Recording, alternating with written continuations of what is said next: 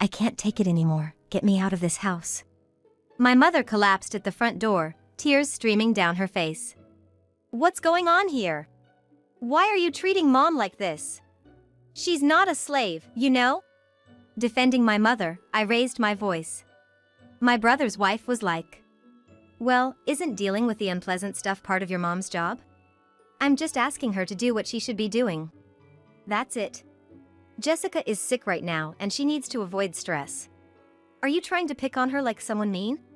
Talking to my brother and his wife was useless. And sadly, my father was no different from them. When David and I complained to my father about the way he treated my mother, he snorted and was like, well, why don't you two take her in? Amidst this, David stepped up and was like, all right, we will. Are you sure? Tears welled up in my eyes as I thanked him. As a result of taking in my exhausted mother. My name is Jennifer William, 27 years old, and I work for a company. I live with my husband, David. We've been married for 3 years and don't have any children yet. Currently, we live about a 30-minute drive from my childhood home.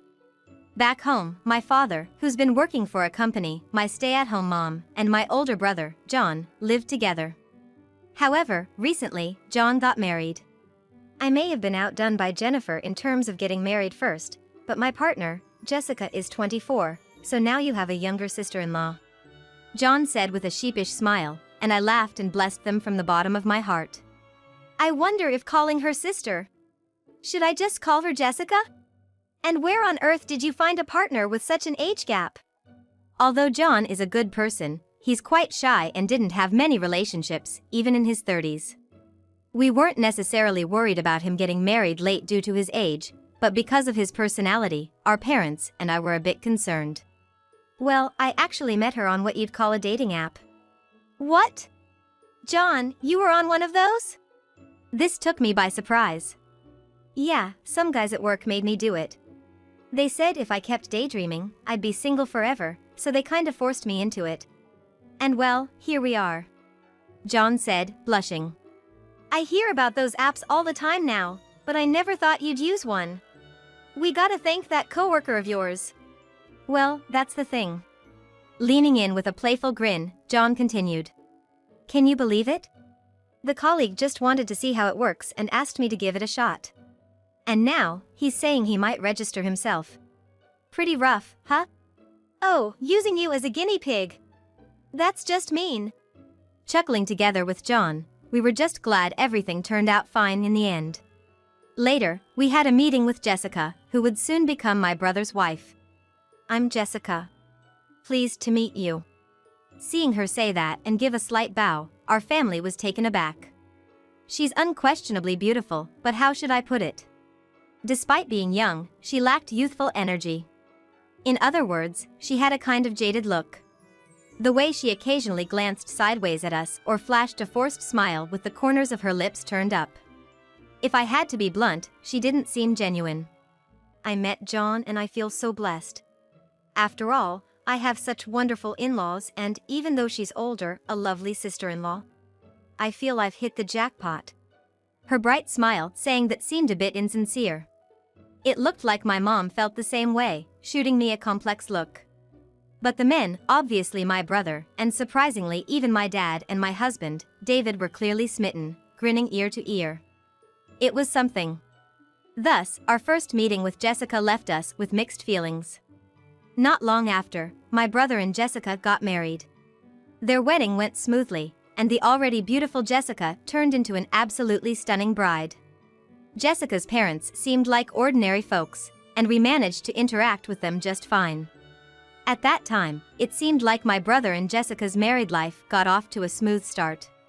At least until they returned from their honeymoon and came to our parents' house. Instead of going to their rented 2-bedroom apartment to start their married life, they came straight from the airport, bearing souvenirs. And my brother was like, Jessica's pretty tired from the trip. We'd be grateful if you let us eat something here today. They stayed in the guest room, and it seemed they never left after that. Sorry. It was my first time traveling abroad, and I've got some serious jet lag. Jessica looked so miserable that my mom couldn't send them away. But after that, they showed no signs of leaving. I only found out about this 2 months after they returned from their honeymoon. What? They've been there the whole time? Apparently, Jessica's quitted her job and used our parents' guest room as her own, sleeping, waking up, eating, and bathing whenever she pleases.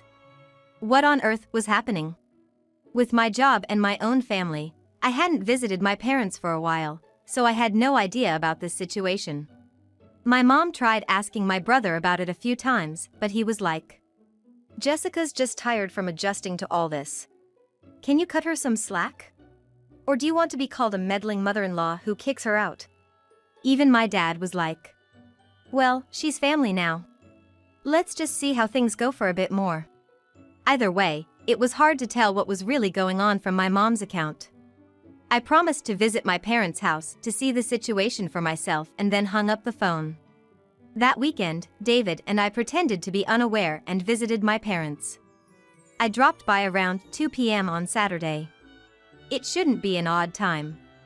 I've visited around this time before, sometimes leaving after just having coffee, and other times staying for dinner. Since I lived nearby, I seldom spent the night, though I did occasionally before my brother got married. As usual, I entered through the front door and headed to the living room where John was seated. "Oh, John. You're here? How's married life? How's Jessica?" I intentionally greeted my brother that way. "Yeah, not bad. Jessica's doing good." Acting like everything was normal, John then folded the newspaper he was reading. Just then, Jessica mentioned she was hungry and descended from the second floor. Upon seeing me, she seemed surprised for a moment but then broke into a grin, not seeming embarrassed at all. "Oh, Jessica, you're here too?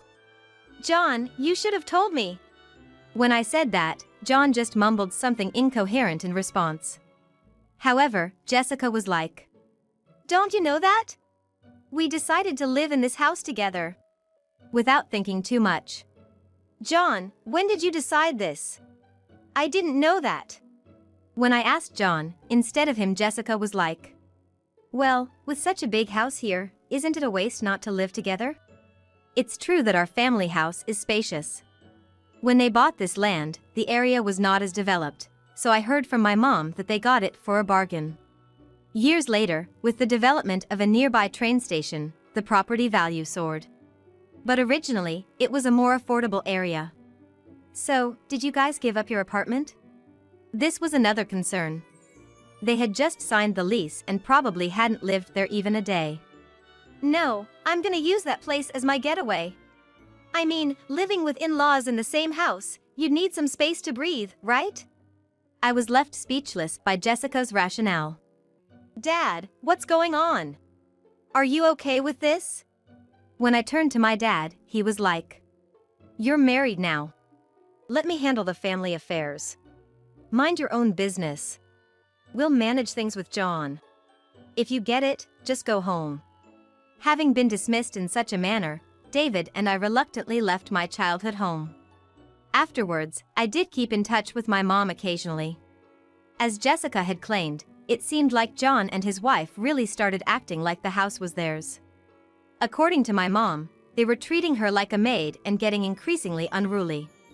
What's more, it seemed my dad wasn't just turning a blind eye but was also being harsh with mom. I felt like I couldn't just stand by and watch any longer. David and I made plans and decided to head to my family home. Finally, on the weekend when we were all set, David and I visited the house. We knocked on the front door and waited for someone to answer. The person who came out truly took me by surprise. "Jennifer, you're here?" my mom said with a relieved look. Upon seeing my face, tears welled up in my mother's weary eyes. "What on earth happened?" "I can't take it anymore. Get me out of this house." Exhausted, my mother collapsed in the hallway, shedding tears. "Hey, what are you doing? We still have preparations to make. My friends are coming over tomorrow. We need to get things ready quickly." "Oh, Jennifer." Jessica said that as she chased after my mother to the entrance, looking surprised when she saw me. "What the heck is going on? Why are you treating Mom so poorly? She's not a slave, you know." As I defended my mother and said that, Jessica was like. Household chores are her job. I'm just asking her to do what she's supposed to. What exactly is she supposed to do? Prepare for your friend's visit?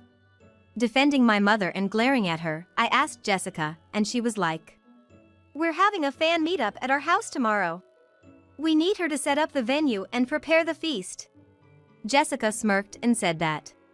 Why does my mom have to do all that? Because, like I said, household chores are her job. You could do it by yourself.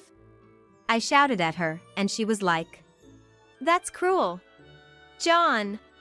And she quickly ran to another room and brought my brother. Jennifer is trying to push household chores onto me. I have to live stress-free right now, that's why I quit my job. That's right, Jessica's health is poor and she needs to avoid stress. Are you trying to bully her like an overbearing sister or something? I felt that was the excuse to quit her job. Where's Dad? There was no use talking to this couple. Ignoring them, I entered the living room. What do you want? Why aren't you stopping them?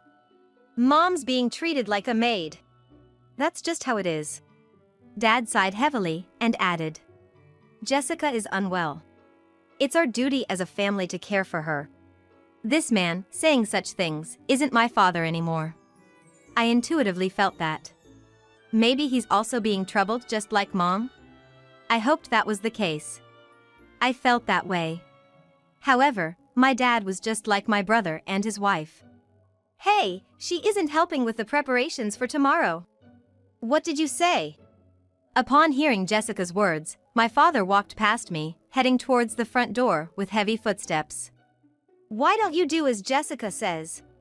If you can't do it properly, we don't need someone like you in this house. He yelled as if my mom was a lazy servant. David was shocked and shielded my trembling mother behind him. How can you say such a thing? She deserves to be told off like this. Take that back. She is important to us. David firmly told my dad, but he was like, I don't need someone useless like her. If so, you guys should take her in. What on earth has happened in this house? I was filled with shame and could only glare at him from the front door. Then, in the midst of all this, David was like, all right, we'll take her in and live with us from today. He said that. Really? Of course. Both my mother and I were tearful as we thanked David. We then quickly left our family home with my mom. David and I took her to our place and listened to what had transpired. According to her, at first, my father was quite troubled. But then one day, out of the blue, he began to treat her harshly. And together with my brother, the three of them started to boss her around. Both I and David had a theory about my father's change in behavior. And to confirm it, we set up a plan. It was painful to know the truth, but it was better than seeing my mother suffer indefinitely. We decided it'd be the best to face the truth and move forward. And, in just 2 days, we were able to gather the evidence we needed at our house. Let's go back to the family home with this evidence. David and I made the arrangements, and everything was set. With that, the three of us decided to head back to the family home. Well, look who's back. If you promise to behave from now on, I might let you in. My father said with a smirk, looking at my mother. Listen. You abandoned your duties as a housewife once. We can't have that again. Absolutely. My brother and his wife said arrogantly. I presented a tablet to the three of them. I wonder if you can still say that after watching this. The three gasped as they watched a video displayed on the tablet. To everyone's shock, it showed my father and Jessica in a compromising position. That's a fake! My father tried to snatch the tablet from my hands, but I dodged. I knew he was gonna do that. Jessica, with her face pale, glanced nervously at my brother. No way! This is one of those deep fakes Jennifer made, isn't it? Yeah, it is! Jessica desperately nodded her head up and down in agreement with John's statement. If you think so, then maybe you should listen to this next. I then played an audio clip from the tablet. It's a good thing we got rid of Mom successfully. Yeah, I thought if we pushed her around like that, she'd leave eventually, but she was tougher than I thought. The two chuckled together at their shared secret. Now we just need to make sure John doesn't find out about our relationship and keep it going. Absolutely. Since we can spend our days together, I don't think we need that apartment anymore. Surprisingly, it seemed my father and Jessica had been having secret meetings in the apartment they rented as a newlywed home. That's a lie! Jessica tried to lunge at me, but David stepped in to stop her. If you're saying this is also a lie, should we get an expert to verify it? You've invaded our privacy with cameras and bugs. That's a crime. When did you plant those? No, I didn't do anything shady. That's right, I hadn't planted anything. I have a smart speaker here that I set up for my parents. You know about it, right, Jessica? Yes, the handy device that can be controlled by voice. When I came here the other day, I simply changed its setting to monitoring mode. What? Jessica seemed to have enjoyed using the voice-controlled smart speaker for its convenience, but my main intention in gifting it was exactly this. So, I set it up to watch over my elderly parents. I can operate it from my device and turn on its video and audio recording functions in this room. I wanted David to somehow get everyone out of the living room, so I had him wait by the front door. But it turned out everyone gathered there on their own, making my task easy. I didn't know it had that function. That's sneaky. Who's the sneaky one now? I stared hard at Jessica. Dad, Mom says she's gonna divorce you, so let's proceed with the paperwork. I don't care. Do as you please. But don't think you can ever come back here. No, you've got it wrong. The one who's gonna leave is you.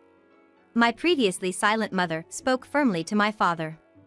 Don't think I've forgotten that the land this house stands on is in my name. What? Jessica's eyes widened in shock. Why are you surprised? You have no stake in this house, do you? Of course I do. I'm the bride of this house. I have the right to live here. No, you don't. This is our parents' house, and this land belongs to my mother. You don't have an ounce of right to it. When I said that, Jessica clicked her tongue in annoyance and was like, Fine, John will inherit this place one day anyway. Then it'll be mine. John, let's go. But John was like, I think we have things to discuss too. To Jessica. With a pale face, Jessica was like, It's a misunderstanding, John. It's a lie. Please believe me. But it was unlikely John would ever trust her again. As a result, both my mom and dad, as well as my brother and Jessica, ended up divorcing. Of course, that video and audio recording were used as evidence to show the lawyer who assisted their divorce. Dad eventually admitted the property rights of our family home to my mom by division of property. Originally, the land was under my mom's name, but the house, being 35 years old, wasn't worth much, so that alone wasn't enough. On top of that, they drafted an official agreement that he would continue to pay the remaining amount in monthly installments. Dad moved to a small apartment, where he'll likely live alone for the rest of his life. That family property was originally bought a long time ago by my mother's father, in other words, my grandfather, for his daughter.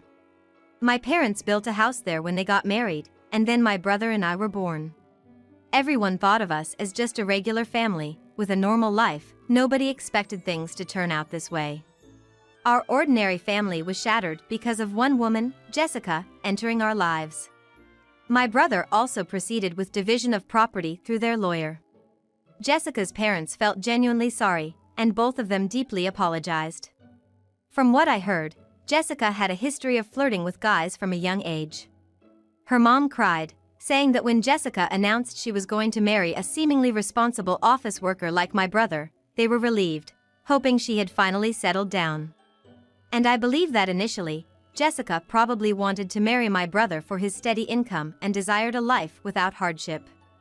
Her father pleaded with me to believe that. But she just couldn't hold back her true nature. True, I get where your brother and your dad are coming from. There's something about Jessica, I don't know, that draws men in. David added. Right, I remember when you first met her. You were all smitten too, weren't ya? I teased. Well, that was... I'm sorry. David admitted, looking embarrassed. Seeing David genuinely apologetic, all I could do was chuckle and forgive him. This ordeal made it clear to me that there really are such people in the world. Not defending him, but my dad wasn't the type to usually fall for women's allure. Even my mom acknowledged that. Yet, before we realized, he had fallen under Jessica's spell. And while my brother does regret bringing such a woman into our house and not supporting our mom more, it doesn't mean his actions are forgivable. My brother suffered how to pay for his sin to my mom. My mom initially kept a distance from my brother for a while, but she insisted that she wouldn't be able to move forward with mess. I'm really scared of how I was. Even when Jennifer showed me that video, I was still willing to believe Jessica, thinking it might have been a deepfake. If it wasn't for the audio recording and the voice match, I might have still believed her. Saying this, he looked sad. He was also like, if only I hadn't been fooled by her, things between mom and dad wouldn't have. He trailed off, guilt evident in his expression, before leaving our family home. He planned to live in his apartment for a while, then he's gonna put in a transfer request at work and move out of state. He hopes to start fresh there. Later on, David and I moved into the family home and decided to live there with my mom. We made the bold decision to renovate the house, transforming it into a two-family home. We also considered the future, making it accessible for everyone. This'll ensure a comfortable living for a long time. I said. Absolutely. Even though it's technically a two-family home, we'll always be close by. David added. Thank you. Mom smiled. She wanted to use the money she received from division of property for the renovation. My mom was like, every time I feel comfortable in this house, it might help me forgive John a little. My brother got transferred overseas, and word is he's reevaluating his life from scratch there. He seems to have met someone new, but he's unsure where it's headed. He's a bit hesitant about relationships now, but if he ever finds true happiness and wants our mother's forgiveness, he might gather the courage to visit. Dad continues his lonely life in an apartment. While he seems to regret his actions, we only occasionally send him pictures of the grandchildren. Even though he may have been a victim of a seductress, it's still hard to forgive him for what he did. From what I've heard, Jessica is now in a place surrounded only by women, where she can't lure men, but we don't care to find out more. Her parents assured they'll handle it. However the situation unfolds, she's no longer part of our family. Now, our home has grown, and 4 of us live together. Seeing my mom enjoying her time with her grandchild fills our days with joy. I hope this happiness lasts forever. I'm not just hoping. I'm determined to make it last. I believe this happiness is the best revenge against that woman, Jessica.